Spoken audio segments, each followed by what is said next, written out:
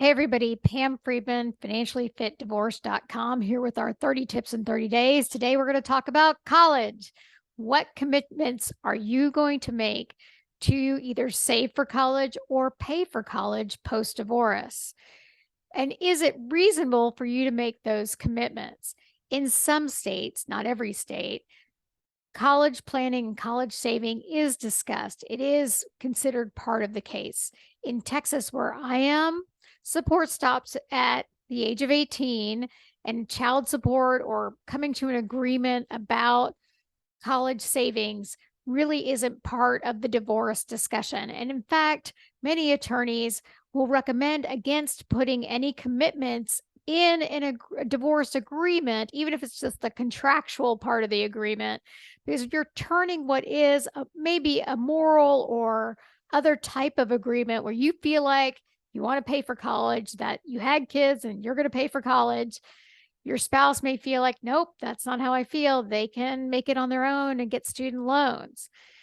Often married couples disagree on how to pay for college.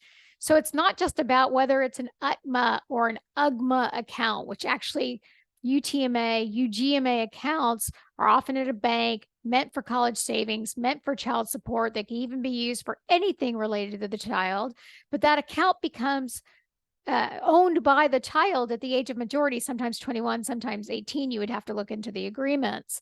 So for those accounts, we often define how those funds might be used.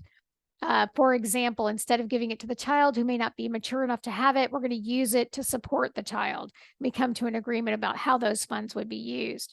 For things like 529s, 529s, the only penalty is on the gains that account has generated.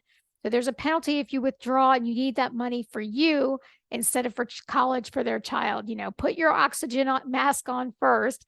If you need that money back post-divorce to live and to move forward, you may need to pay the taxes and get that money back as liquidity for your post-divorce life. If you can leave it in there and have it pay for college, are both only one parent is usually the custodian, is almost always the custodian, unless it's a grandparent or another relative or a friend that's supporting that 529. So it can get complicated fast. But if only one person, one parent is the custodian, can the other get access to documents, access to the account, understand that the first part of college is going to be paid through that account? As many qualified expenses as can be paid are paid out of that account. But what happens when the child doesn't need the account or doesn't need as much as what's in the account? Make sure you put in that agreement that that account is divided if the child is not going to use those funds, or if those funds are not going to be passed down to another child or another person. Lots of decisions to make over those 529 plans. I wanted to make this one quick. It was a little longer than I hoped, but there's a lot of issues around college plans. So Pam Friedman, financiallyfitdivorce.com. We'll see you in the next 30 tips in 30 days.